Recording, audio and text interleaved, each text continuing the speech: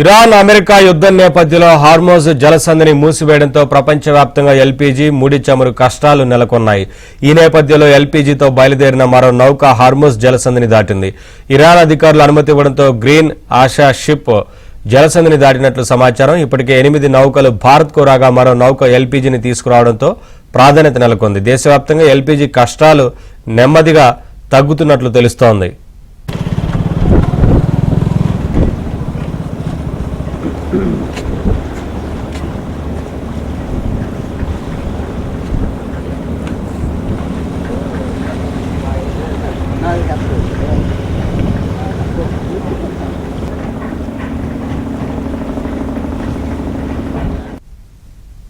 Green ASHA ship జలసంధిని దాటినట్లు సమాచారం. ఇప్పటికే 8 నౌకలు భారత్కు రాగా మరో నౌక ఎల్పీజీని తీసుకురావడంతో ప్రాధాన్యత నెలకొంది. దేశవ్యాప్తంగా ఎల్పీజీ కష్టాలు నెమ్మదిగా తగ్గుతున్నట్లు తెలుస్తోంది.